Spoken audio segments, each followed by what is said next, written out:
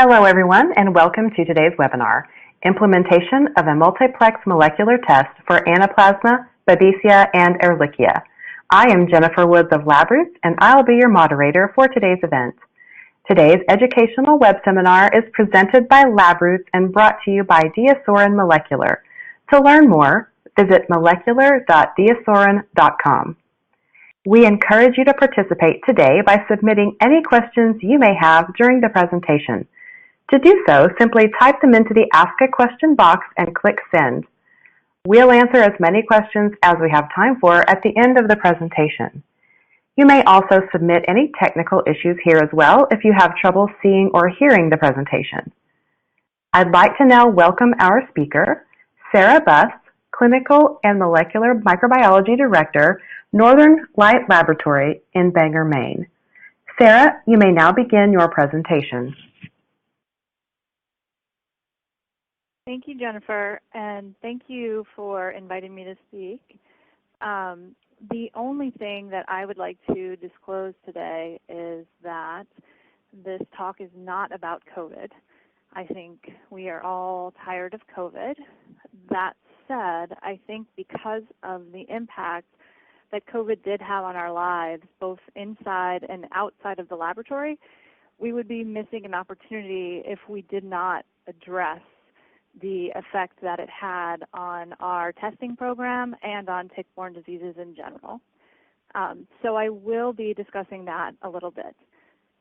Aside from that, this talk is about tick-borne disease, and I think that's why you're here. So we're going to focus on Anaplasma, Babesia, and Ehrlichia. I'm not going to talk about Lyme disease, even though that's an important aspect of life here in the Northeast especially. I'm going to start by giving you a little bit of background on each of the organisms and the diseases they cause, and then I'm going to give you a little bit of background about the problem of tick-borne disease in my state of Maine, and talk about how we detect these organisms in my lab. So first up is Anaplasma. So Anaplasma phagocytophilum is a bacteria that is transmitted by the Ixodes scapularis tick on the east coast and the Ixodes pacificus tick on the west coast. The disease caused by the organism is known as anaplasmosis, or sometimes human granulocytic anaplasmosis, as a nod to the fact that the organism has a trophism for granulocytes, particularly neutrophils. Symptoms of anaplasmosis tend to appear about a week or two after a tick bite, and they really vary in severity. They can be pretty mild, or if untreated, they can get severe.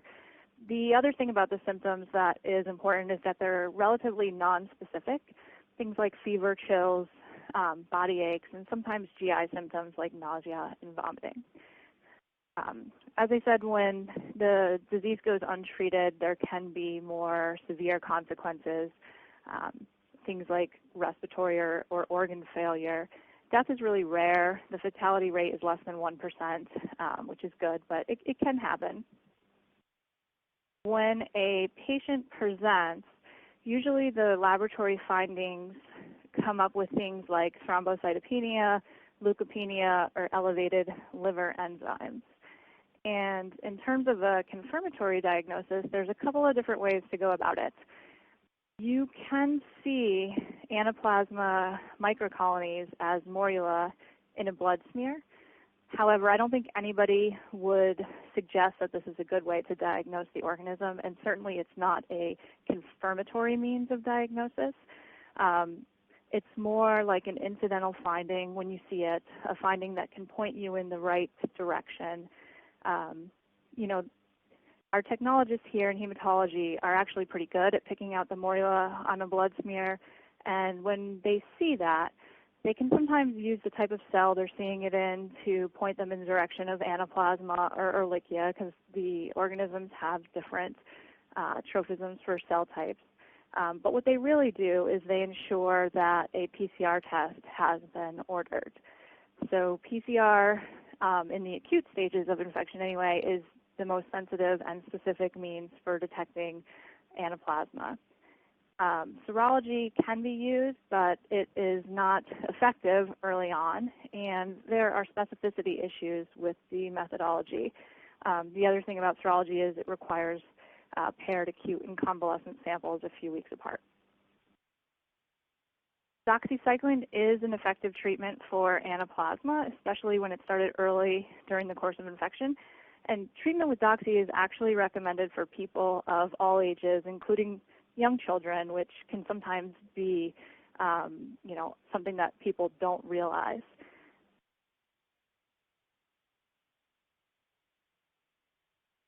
So Babesia is another organism transmitted by Ixodes scapularis ticks. This is an apicomplexan parasite, and in the United States, Babesia microti is the most prevalent species. The disease it causes is called Babesiosis, and again, we have some nonspecific symptoms like fever, chills, nausea, and fatigue, but the parasite does actually destroy red blood cells, and it can lead to a hemolytic anemia associated with symptoms like jaundice and dark urine. And I think due to this fact, some providers feel that clinically they can distinguish disease caused by Babesia from that caused by Anaplasma and Ehrlichia, which is important, will be important in this talk later when we talk about how we offered our PCR test as a multiplex or a singleplex assay. Laboratory findings associated with Babesia include things like thrombocytopenia, anemia, and elevated liver enzymes. And diagnosis is similar to that of Anaplasma, but in this instance, a Giemsa-stained blood smear can be a confirmatory means to diagnose the parasite, although of course it's not as sensitive as something like PCR, which I can show you what I mean more later on in the talk with a couple of case examples. In our lab, we do offer blood smears for Babesia, and what I see is them being used most often to monitor the percent parasitemia in a patient when they know that patient is positive. More commonly, we're using PCR in our lab because, again, it's sensitive and specific. Serology is, like with Anaplasma, useful later in the course of disease.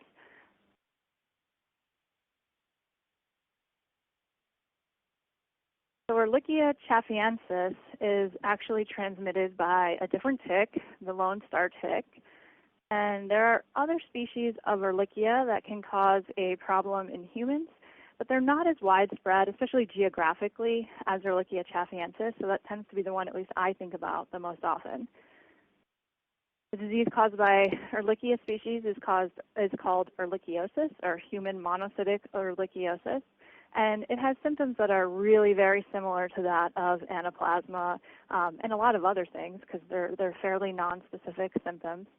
And if Erlichiosis goes untreated, it can lead to more severe consequences, again, similar to the other things that we've been discussing, things like respiratory or organ failure, and sometimes an encephalitis. Death remains low with this type of infection, but it is a possibility. The situation with diagnosing Ehrlichia is very similar to that of Anaplasma, where you can see morula in a blood smear as more like an incidental finding, and PCR is a great way to detect the organism early on, with serology having a place maybe later in the course of infection. So just a little bit of background about my laboratory, Northern Light Lab. We are a reference lab that serves the hospitals in our health system, the 10 of which are indicated on this map. And the star is Eastern Maine Medical Center, and that's where we are physically located. About maybe 60% of our business comes from hospitals or providers that are outside of our healthcare system. But either way, most of the patients we serve are geographically located in mid and northern Maine with a few pockets in the Portland area. I don't know how much everybody knows about Maine, but it is a beautiful state. These are two pictures that I took, one while we were hiking the Precipice Trail in Acadia National Park, and the other, my daughter, hiking on a trail near our house. And I included these pictures to illustrate a couple things about our state. One being, we are known as vacation land. We have an abundance of outdoor opportunity, and I think a fact that I find surprising is that Maine has more coastline than the state of California. And in general, we're a very wet state. We have a lot of lakes, we have a lot of ponds and rivers and streams. The other thing we have a lot of is forest land. Maine is actually the most forested state in the country, and I think that's important when we're talking about ticks, because it must not be hard to imagine that a wet and forested state is a great habitat for ticks and the tick-borne pathogens that they harbor. So because ticks are such a problem in our state, the Maine Center for Disease Control and Prevention has a really great website that has historical and what they call near real-time data related to Lyme and Anaplasma and Babesia. And what this represents are the number of human cases reported to the state each year for the various diseases. And what I'd like to point out is Maine has a relatively small population, about 1.3 million people, but we see a ton of tourists each year. The last data I saw said something like 37 million. This doesn't have anything to do with the tourists up here. This is just people who have an address in the state of Maine. I have no doubt that there's a lot of tourists that visit Maine and then return home with some type of tick-borne illness. But what's interesting about this data, a couple things. You can see that we have more Lyme than Anaplasma, more Anaplasma than Babesia. And you can also see that the rate of tick-borne disease dropped off significantly in 2020. It was almost cut by half in 2020. And we have a little bit of disease here in 2021, but we are just coming out of winter, believe it or not. So when I saw this, I was kind of wondering why the disease dropped off so significantly in 2020. And the first thing you think about is COVID, obviously, and maybe reduced travel. But even though tourism was reduced, this doesn't represent the number of tourists that were getting sick. This is residents. And residents were still here. We were still getting outside, maybe even more so than in the past. We were still doing the kinds of things that would lead to tick-borne disease. So when I first saw it, my first thought was that the decline in disease was actually related to a decline in the number of ticks we saw in 2020. And so another really great data source that we have access to is from the University of Maine's Cooperative Extension Program. They have a tick surveillance program where you can send them a tick that you found. It doesn't have to be embedded. It just has to be, found somewhere within the state of Maine. And for free, they will identify that tick to the species level, the life stage level, and they'll notate whether it was engorged or not. And then the tick will wind up as a dot in their map. And so I summarized their data here, and what you can see is that they actually received more ticks in 2020 than in 2019. There's a couple caveats with that. Number one, this isn't them going out dragging for ticks. This is random Mainers sending in ticks that they find. So it's really a matter of awareness to a certain extent. The program was new in 2019 and 2020. More people probably knew about it. And frankly, in 2020, people had nothing better to do than submit ticks that they found on their property. So I think that probably artificially inflated the numbers somewhat in 2020. The other thing that this data isn't showing you is the life stage of the tick. And that's a really important point because they do have that data on their website. And what they show is that while there were more adult ticks submitted in 2020 than in 2019, there were fewer nymphs. And we had a particularly hot and dry spring and summer here in Maine, and that led to a decline in the population of nymphs that we saw. And because nymphs are so small, they can go undetected, and they contribute significantly to the spread of tick-borne disease. So I do think that the reduction in nymphs was a large part of the reason we saw a decline in tick-borne disease. Another thing I was able to look at is whether the ticks that we saw in Maine in 2020 were less likely to be carrying a pathogen. So the University of Maine's Cooperative Extension Program also has a service where they identify the pathogens associated with the ticks that are submitted. You can pay a small fee and they will submit the data back to you. To be honest, I'm not sure if they test every tick they receive or just the ones where the people who submitted it paid the fee, but either way, I think it's really interesting data. And what you can see is that, first of all, over 40% of our ticks in both 2019 and 2020 were positive for more than one pathogen. I think that's really striking. You have a pretty high chance of encountering a tick that has at least one pathogen in it when you're in the state of Maine. And what else I think is important from this data is that the numbers didn't really go down that much between 2019 and 2020. There was a small reduction in just about everything outside of Babesia in nymphs in 2020, but I don't think it was significant enough to contribute to that striking reduction in tick-borne disease that we saw. So my assumption is that that reduction was, as we talked about, due to the reduction in nymphs, but also due to a decline in office visits that was COVID-related. You know, people were not visiting their providers as much as they had in the past. They were probably preoccupied with COVID, and if you think about it, some of the nonspecific symptoms of these diseases overlap with that of COVID. And even though Anaplasma, Babesia can cause symptoms that are severe, a lot of times they can be self-limiting infections. So my guess is that we had less nymphs, a little bit less disease, but also more undetected disease in 2020. All right. The only other thing that I want to show you about the University of Maine's extension program is that they were a little bit better about achieving their 2020 goals than I was. They, in 2019, said that they wanted to expand their deer tick panel to include Borrelia miyamotoi. I was really excited about that because I have a feeling we see a lot more of that organism in our state than we realize, a lot more disease caused by that organism than we realize because we aren't testing for it. So I was interested in that, but they were unable to achieve it. But what they did achieve was they put a non-deer tick panel together that included Rickettsia rickettsii, Ehrlichia, and Francisella tularensis. And what I think is interesting is you can see there weren't very many Lone Star ticks submitted to their program, but to the ticks that were submitted, at a reasonably high percentage were carrying Ehrlichia.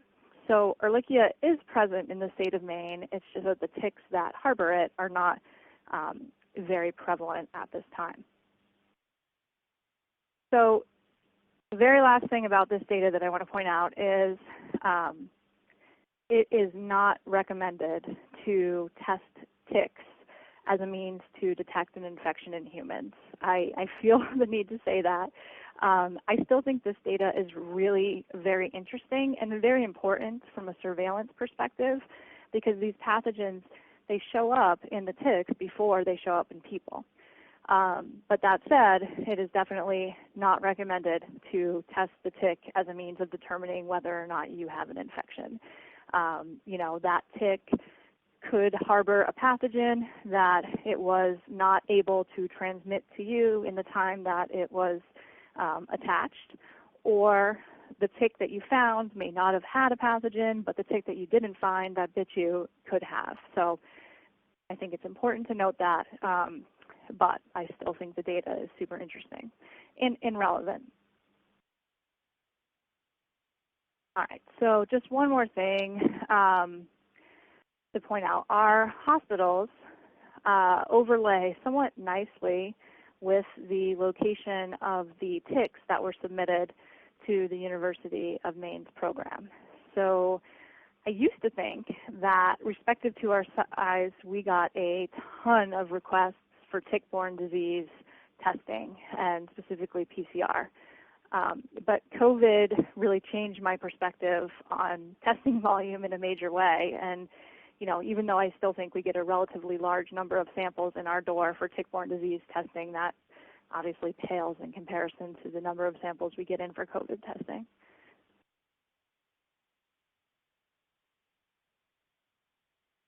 All right, so this is some historical data from my lab to kind of help illustrate why we wanted to bring a test in-house.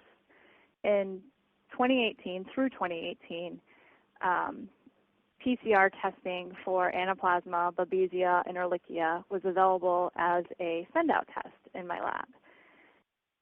And I chose to show you guys June through December here, not because that's our tick season, but because we're going to look directly at 2019 data to compare it to. So what you can see is that from June through December of 2018, we sent out 1,465, what I'm going to call tri-panel, meaning Anaplasma, Babesia, and Ehrlichia PCR tests. And we saw about a 3% positivity for Anaplasma and about a 0.3% positivity for Babesia. During that same time, we sent out a smaller number, 120 samples for Anaplasma and Ehrlichia PCR, with the positivity for Anaplasma being at about that same 3% rate. We saw no positives for Ehrlichia in this period. And then we sent out a small number, 22 samples for Babesia PCR only. And of those samples, 9% were positive for Babesia. And that higher number, or higher percentage, kind of lends credence to the fact that providers can clinically pick out when a patient might have Babesia as opposed to some of these other diseases. So during the period, we also sent out about 400 samples for Anaplasma and or Babesia serology. And we in-house performed 88 parasite blood smears. And of those 88, 23 were positive for Babesia species. But I think it's important to show that only 3 of those, there was only 3 patients represented in those 23 positive smears. Our providers really do like to follow the especially sick patients that have Babesia with blood smears to get that percent parasitemia over time. So in looking at this data, it's important to understand that just the molecular testing alone cost us over $500,000 to send out. In addition to that, the turnaround time was less than ideal, mostly, I would say, due to time in transit. Remember, we're a reference laboratory ourselves, so clients have to get their samples to us, and then we would have to get it to a reference laboratory to get this testing done. You know, we were looking at 3, 4, 5-day turnaround times here, which was less than ideal. Another smaller issue that we had when we were sending out this testing was a relatively high number of patients for which molecular testing was repeated multiple times, I would say inappropriately repeated, and also some redundancy between patients who had molecular testing and serology ordered at the same time. And in our laboratory anyway, it's harder to control you know, cutting back on duplicate testing when it's a send out versus when it's done in-house for whatever reason. So because of all that, we really started to think about bringing this test in-house.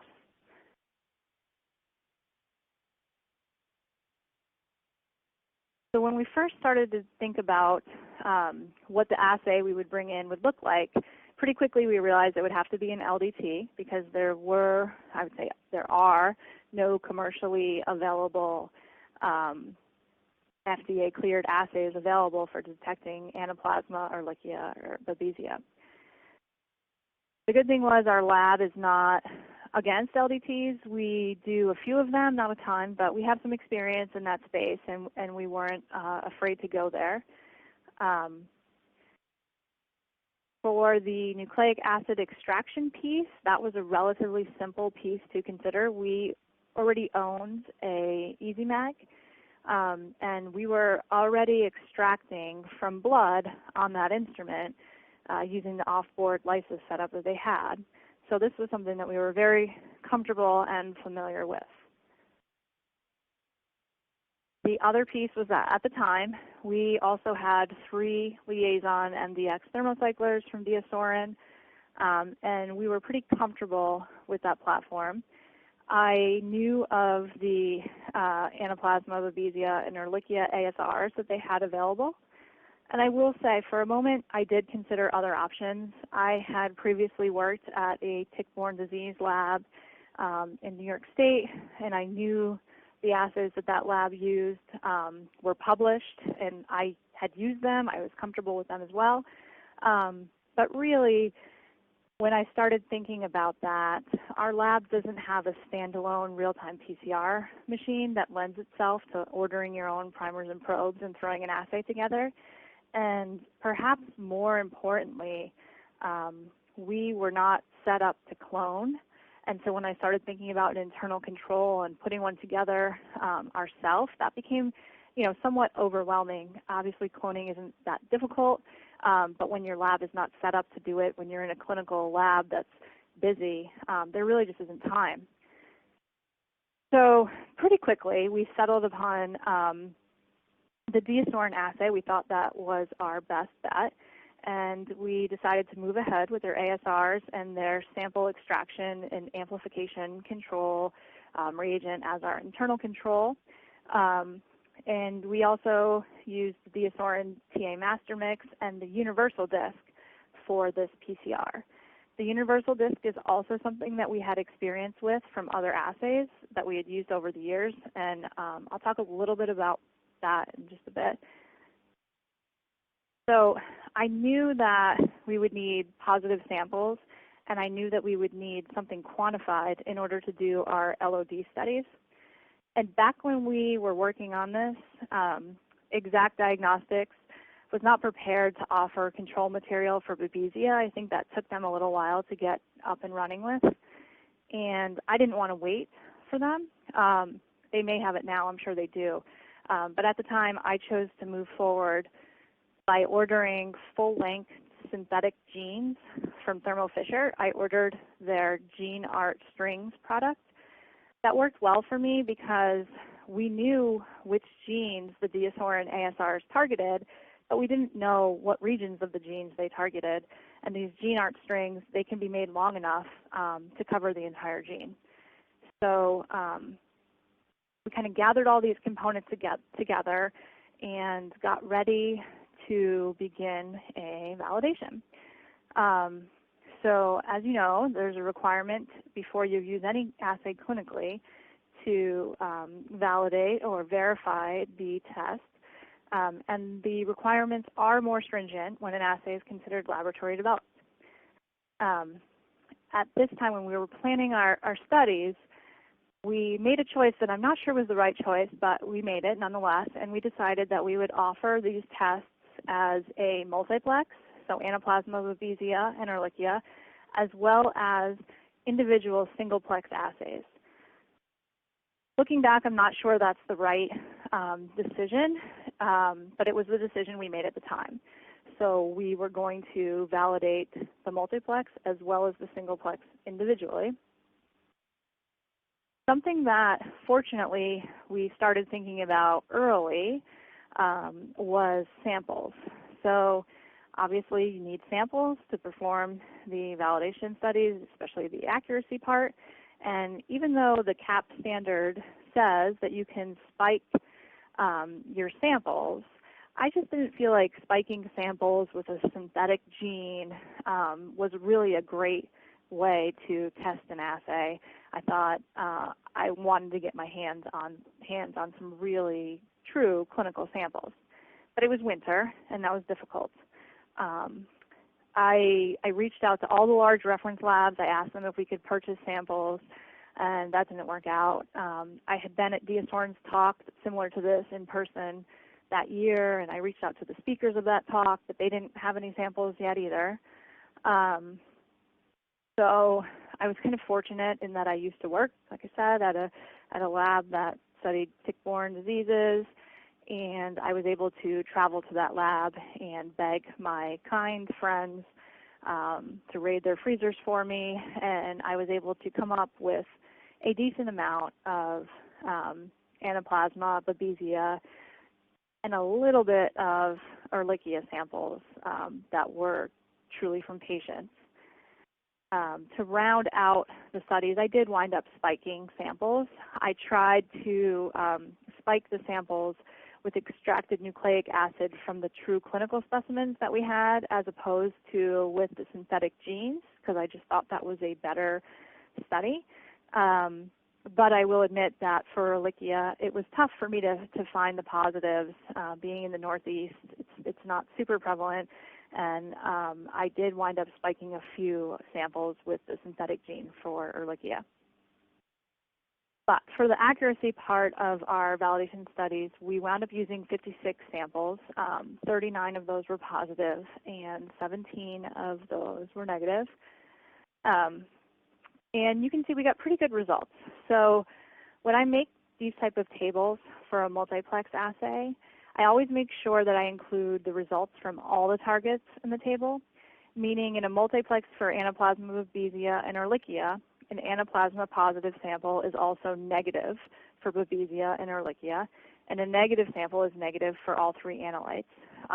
So I include all of that in the table. I also break the tables down by analyte, but what's shown here is a table that represents the results for all samples and all analytes in the accuracy portion of our study. And this is specific for the multiplex assay. So we wound up with a 97.4% sensitivity and a specificity of 100%. We did miss one spiked Babesia sample. It tested negative in the multiplex PCR but positive in the singleplex. When we repeated it in the multiplex, it was positive with a CT of 34. But, you know, we had spiked it very close to the limit of detection. I had done the spiking after I completed the limited detection studies, so I think that was probably the issue there. We thought about increasing the number of replicates. We performed to really examine the LOD more thoroughly, but we didn't do it. So we just, you know, we accepted that we missed one sample. So I didn't show the data, but we also performed LOD studies, and we looked at cross-reactivity and interferences and things like that. So for the LOD studies, we used the synthetic material. We spiked it into whole blood at known concentrations, and then we made 10-fold dilutions. And once we landed on what we thought would be the LOD, we tested that concentration repeatedly. For most analytes in the singleplex and the multiplex assay, the LOD came out to be the same. So across the board, we saw the LOD come out to be 18 gene copies per test, which we thought was pretty good. There was one exception to that, and it was for Babesia, reverse of what we saw in the accuracy studies, actually. So in the Babesia singleplex assay, we wound up missing a replicate, so the LOD was determined to be 180 gene copies per test. And, you know, we were okay with that. So we also performed reproducibility and precision studies where we repeatedly tested the same samples in the same run as well as in different runs with different operators, and we got excellent results in those studies. For our positive control, we wound up using the synthetic genes, all three spiked into one sample. And to this day, I'm amazed at how steady the CT of that was over time. I mean, over an entire year, the CT of our positive control material hardly ever moved. It was incredibly consistent. So to look at cross-reactivity, we tested samples containing common blood-borne pathogens, and we tried to focus on similar pathogens if we could. I had gotten a handful of nice samples from the lab whose freezer I raided, including some Plasmodium positive samples, so that was nice to be able to include that. I know that some places like New York have special requirements in terms of what they want to see included, but that's really a facility-specific decision. And we just did the best that we could with gathering, similar organisms and common blood-borne pathogens for those studies. We did somewhat rely on an in silico analysis to look at things like Francisella, tularensis, things like that. We also spiked samples known to contain potential PCR inhibitors for interference studies. So we spiked severely lipemic and ecteric blood, and we got great results.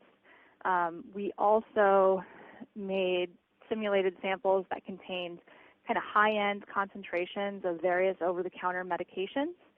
And this was something I had seen in commercial FDA 510K studies, and I thought that was relevant and achievable for us. And, everything really looked great. Our validation went well, and we were pretty comfortable moving forward with the assay. So we did that in May of 2019, and so what I'm showing you here is our in-house testing data from June 2019 through December of 2019. And interestingly, our volume almost doubled from the year before, so thank goodness we brought it online, right? It would have cost over $1 million to send out all this testing. So we were pretty quickly able to save a significant amount of money by bringing this in-house.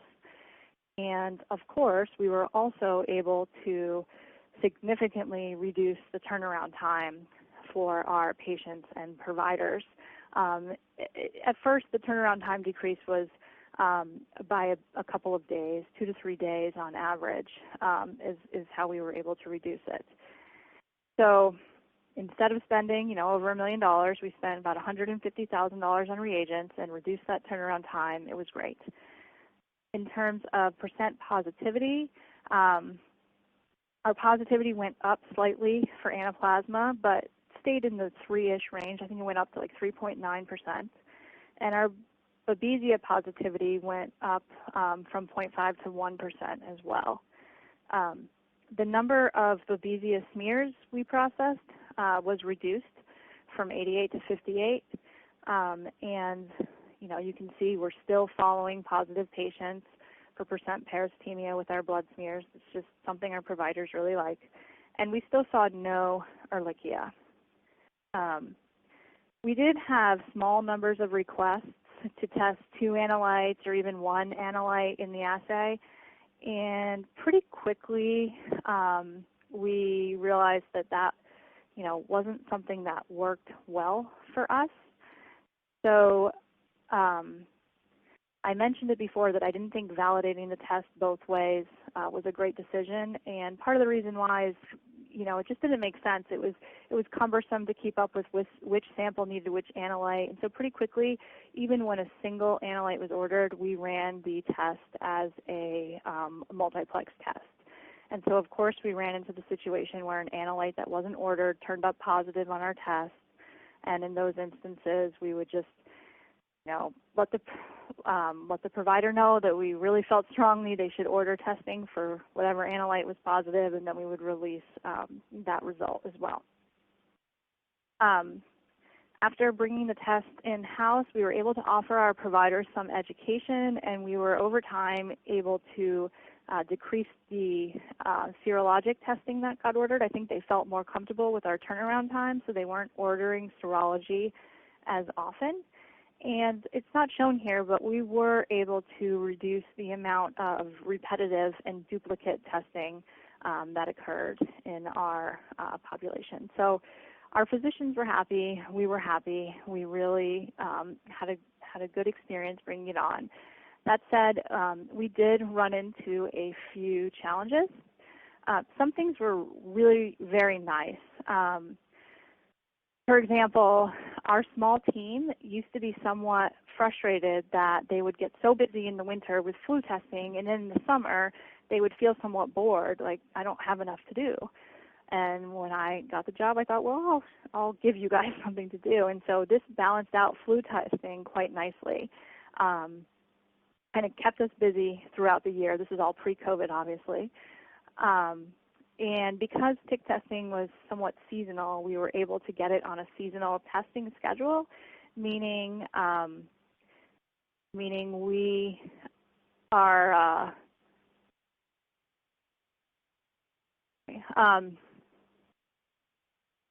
we run it every day during the tick season, and then we were running it less frequently in the off season. And that worked well for us as well. So we did notice that our extraction platform was kind of hampering us. We could only extract 24 samples at a time, and during the heavy season it was nothing to get 24 or 48 samples in a day.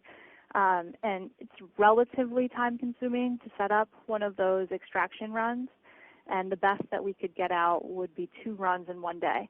So we were really limited by our extraction platform in terms of throughput, and that was something that we plan to look into further in the future. And I already brought it up, but the multiplex versus the mix and match ordering quickly kind of turned into an issue for us. It just wasn't, it wasn't a very smart way to go.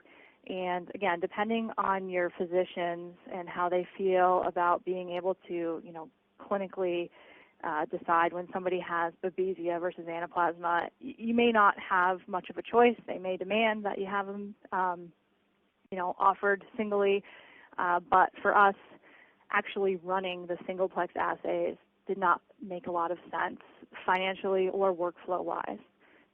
So that was something, we would revisit if we were starting from scratch. The other issue that we had was the small volume pipetting. So these assays rely on a very small volume of primer and probe mix. I think it's 0.2 microliters. Some of that is addressed by batching your runs. In labs I had worked in previously, we had set up Excel files where you just plug in the number of samples that you have to run that day, and a master mix formula is kind of created for you. And I had previously worked with a 10% excess volume. So that is where we started. I think balancing a master mix shortage and waste is one of the larger challenges when you're doing assays that have kind of small volumes, meaning when you prepare your master mix and you're pipetting these tiny volumes, there's nothing worse than getting to your 24th sample and not having enough master mix for that sample. So like I said, we initially addressed it by always making about 10% extra. And once we got more comfortable, and especially certain employees, they would reduce that to 5% excess. But I'll say I think we always made an excess. And because we were saving so much money, it really it didn't make that much difference. It was just something that made us more comfortable, something that made the work flow more smoothly, so it is what we did. Another thing was that pretty quickly everybody was begging me to purchase a repeater pipetter for dispensing that 5 microliter master mix into these wells. And we did that. We purchased a repeater pipetter, and I think once I did that, everybody was pretty happy. One other thing we fine-tuned was we decided that we would mix the primers and make kind of primer mix aliquots, store them frozen. That was just a workflow solution that we came up with that worked well for us. So, like I said, I think we were very happy with the assay and feeling good about it. Our providers were very happy, and I have a couple of cases in here that illustrate why the providers were so happy with us. So this first case illustrates 2 things, one of them being that our rapid turnaround time really helps them get patients on the correct therapy kind of quickly. So this is a case from mid to late July when tick season's in full swing. A 6-year-old girl came in with a fever, kind of nonspecific, headache, body ache, things like that. She was vomiting, and she had a new onset of a periorbital rash. Her labs indicated that she had thrombocytopenia, and pretty quickly on they ordered blood and urine cultures, chest x-ray, and because her mother mentioned it, that she had a tick bite a couple weeks earlier, they ordered a tick PCR and Lyme serology. At the time, they gave her acetaminophen and Zofran and fluids because I think she was relatively dehydrated when she got in. So same day, we were able to turn around PCR positive results for Babesia, and she was started on atovaquone and azithromycin pretty quickly. And she was admitted, I think probably because of her age and dehydration. They chose to admit her. And the next day, typical to our providers, they ordered a blood smear to follow her percent parasitemia. But it was negative.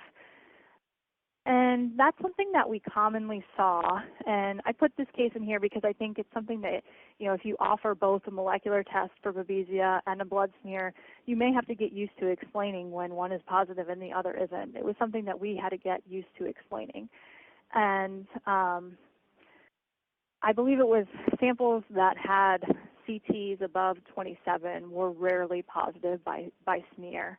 And so we were, very quickly comfortable explaining that the PCR is more sensitive than the blood smear, and when the CT is that high, particularly, it's not uncommon not to see the organism in the smear. But this patient was discharged home the next day, and all was well. All right, so this next case I think is really interesting because this is, during prime time COVID. This was in May. A 71-year-old man showed up at the COVID mobile assessment site, and he really sounds like he has COVID, right? He has a 2 to 3 day history of fever, chills, cough, muscle aches, runny nose, and shortness of breath. I mean, sounds like COVID, right? He had pre-existing AFib, and he had some tachycardia. And I think because of those cardiac issues, they sent him to our emergency department at about 1 p.m. And, I'm proud of the fact that the same day, pretty quickly thereafter, we were able to get him a negative COVID PCR test. Probably on a DiaSorin platform, actually, because same day turnaround time we were using the DiaSorin COVID tests for at the time. So his other labs, if you looked in the charts, it said he had a normal white blood cell count. He had mild thrombocytopenia, but if you looked at the results, he really also had some mild leukopenia as well. So his initial therapy was nothing. He was discharged with a probable viral illness. I'm guessing that they gave him the talk, your COVID test may be falsely negative. If things get worse, come back tomorrow. But fortunately for this guy, before he was discharged, he said, well, wait a minute, I had a tick bite. I had a tick bite a couple of weeks ago. What if that's my problem? So they ordered a tick PCR, and the next day it came back positive for Anaplasma. And our providers contacted him, asked him to return, and I think when they called him, he said, I was going to return anyway because my symptoms have progressed and they're worse. So he was admitted, and this time he had kind of severe thrombocytopenia, still mild leukopenia. And he was started on IV doxycycline and discharged a few days later. I think he had a somewhat extended stay, but primarily due to his cardiac issues. But I thought that case was really interesting because if you were presenting his symptoms to me, in prime COVID time, I would have thought he had COVID as well. All right, so the last case is a 64-year-old woman who arrived in our emergency department via an ambulance. She had a 1-week history of a fever that came and went, some body and headaches, as well as painful urination. Her LFTs were slightly elevated, and she had some leukopenia. So initially, this patient was treated with Zosyn and vancomycin, I think probably because her urinary symptoms, and she came in pretty late in the evening by the ambulance, and so the next day they ordered a battery of tests, including the Tick PCR. I think one thing that these cases illustrate is we're not going to run the test if it's not ordered, right? So your providers have to be pretty tuned in to what's going on in your patient population and have to think to order these tests. In a couple of these cases, it was the patient themselves that pushed ordering the test, but in this case, the providers ordered it on their own. And you can also notice that they ordered both the Tick PCR and the Anaplasma and Erlichia serologies. So in our defense, this was actually a case from 2019. So we had only been performing the test in-house for something like 7 weeks at the time, and we hadn't really been able to educate people that, you might as well order the Tick PCR, wait for the results before you order the serologies, which are going to take longer and may be unnecessary at the end of the day. But regardless, they ordered them all. And same day, her test came back PCR positive for Anaplasma. Eventually, her serology came back as negative for Anaplasma. And she received a full course of doxycycline and was discharged a couple days later. Another reason I chose to include this case is because this patient was given the wrong medication at the start of her stay, and that wasn't something that we saw commonly, but it was something that we saw on occasion. And she had Anaplasma, but it happened more frequently when a patient had Babesia and they were started on some type of antibiotic that wouldn't address Babesia. So at the end of 2019, we were feeling really good. We had recognized a pretty significant cost savings. We had saved over $1 million. We had significantly decreased the turnaround time and time to appropriate therapy for our patients, and we were able to focus on some stewardship efforts, including reducing duplicate orders, reducing redundant orders, and reducing the amount of smears that we performed. We found those to be kind of labor intensive. We also, from my standpoint, I had more control over our data. It's easy for me to manipulate and analyze data when it is in my own LIMS system. So at the end of 2019, we said we were going to optimize a panel for what's going on regionally in our area. And by that, I mean I was interested in looking at Borrelia miyamotoi. I think that we must have more of that than we know, and I think it was something I was very interested in. We were also interested in looking at an alternative extraction platform to increase our throughput. Being held to 24 samples a run was, not great for us. But then 2020 happened, and all of our plans were basically destroyed. We learned some important lessons in 2020. We are at the mercy of our supply chains, right? So unfortunately, we learned that really quickly. In April, we found out that we were not going to be able to get our EasyMag reagents anymore because we were not using them for COVID testing. I begged, I pleaded, but I couldn't get an allocation. And to be quite honest with you, I was begging and pleading for COVID tests, and it was tiring. So we had to accept that we weren't going to be able to get these reagents. And the other thing that we also had to accept is that we were completely unprepared to handle our COVID testing volume. I used to think the Tick-borne PCR was a high-volume test in our molecular section. I think only STD testing and flu testing had higher numbers. And we used to do maybe 3,500 of these Tick PCRs a year. It's nothing for us to do 3,500 COVID PCRs in a week, and I think if we had opened it up, we could have done that many in a day. So our staff were just completely overwhelmed. We had to rapidly expand. I think we doubled the number of DiaSorin instruments we had in our lab, and doubled some of our other platforms as well. We had to expand our molecular staff into the evening shift, and it was really overwhelming. And so the end result of that was we had to resume send-outs in June of 2020.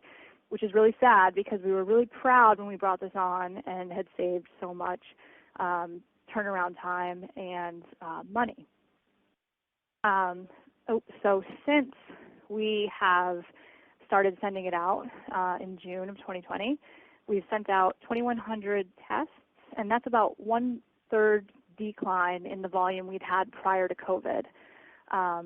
You know, at that level of testing, it's cost us over $500,000 to send those tests out, and importantly, it has added 5 days to the turnaround time of these tests. And I don't say that to criticize any of the large reference labs.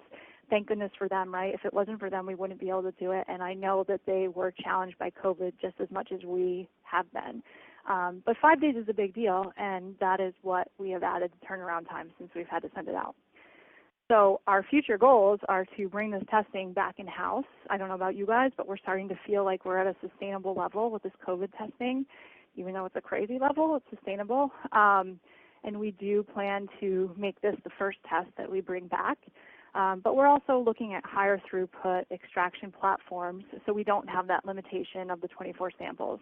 And there may be some options there because some labs we work closely with, you know, rapidly expanded because of COVID, and they may have some extraction platforms that we can, you know, get at a deal, basically. So that is my last slide. With that, I'd like to thank you for your attention, and I will take any questions that you might have. Thank you, Sarah, for your informative presentation. We will now start the live Q&A portion of the webinar. If you have a question you would like to ask, please do so now.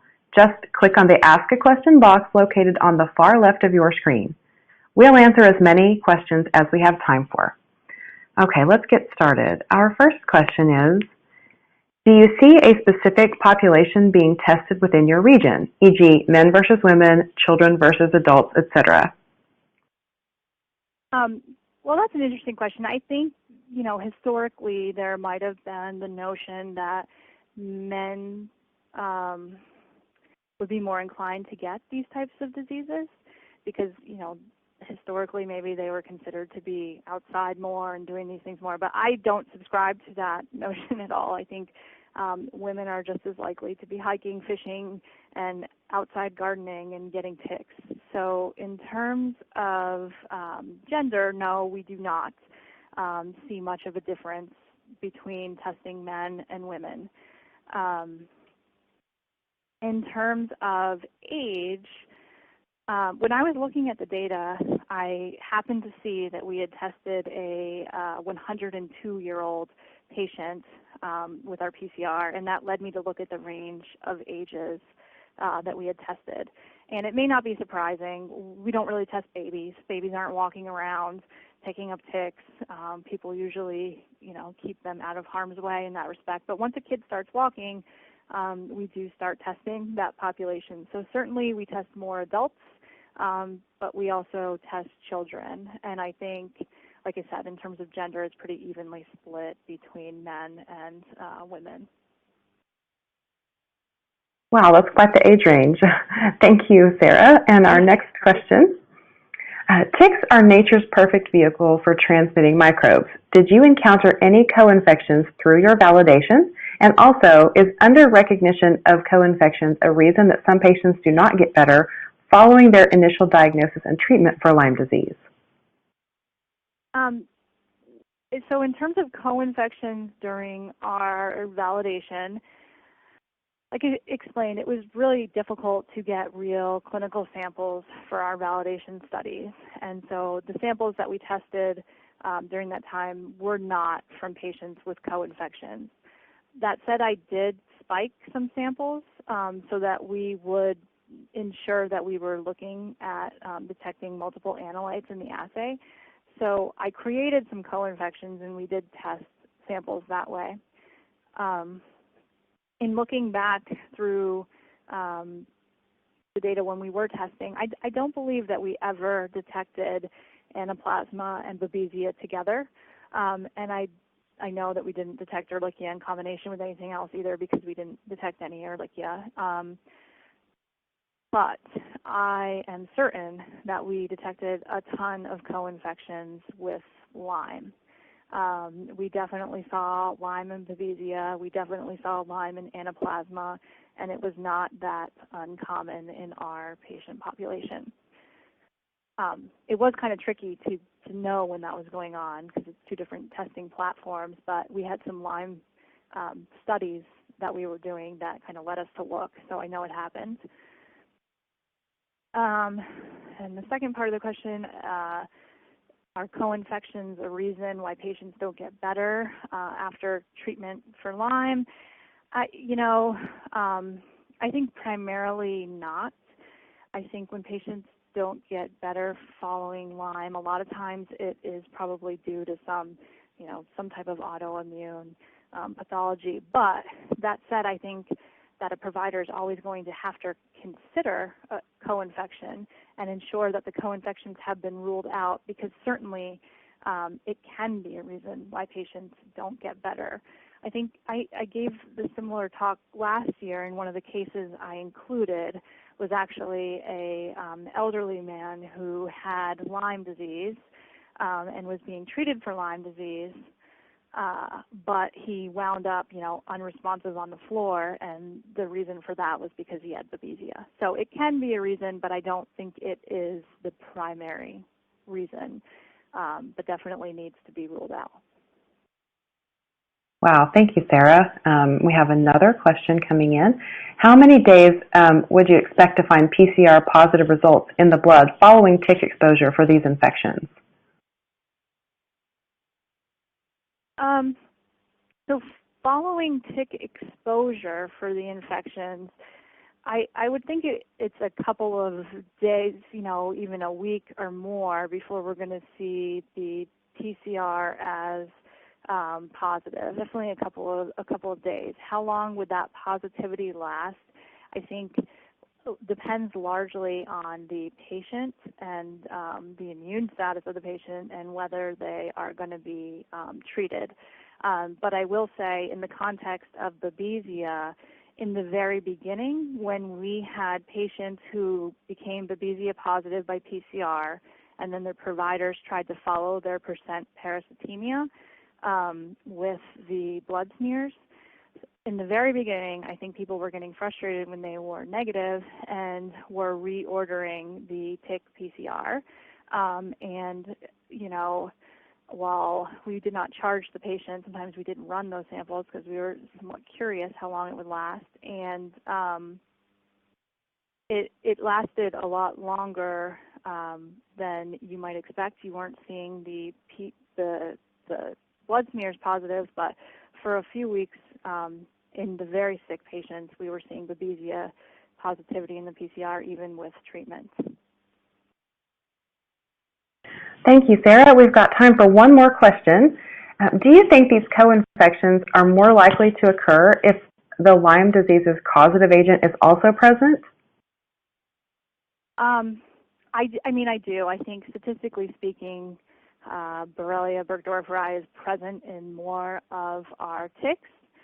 And if a patient has Lyme disease, on one hand, they are frequenting tick-heavy areas or areas that have ticks. They're more likely to encounter a tick that has Lyme and something else. The ticks that spread Lyme are notorious for harboring multiple pathogens. So, if a co-infection is going to be detected in the patient, I would say it's most likely to be detected in the patient that has Lyme disease. All right. Thank you so much, Sarah. Do you have any final comments for our audience today? I don't. I thank you for your attention, and good luck with everything that's going on. Crazy time, right? It is, for sure. Well, thank you again, Sarah, for your time today and for your important research. We would also like to thank LabRoots and our sponsor, DiaSorin Molecular, for underwriting today's educational webcast. Before we go, I'd like to thank the audience for joining us today and for their interesting questions.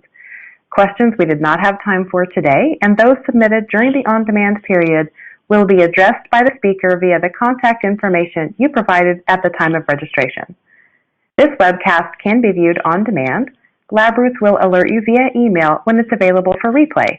We encourage you to share that email with your colleagues who may have missed today's live event. Until next time, goodbye.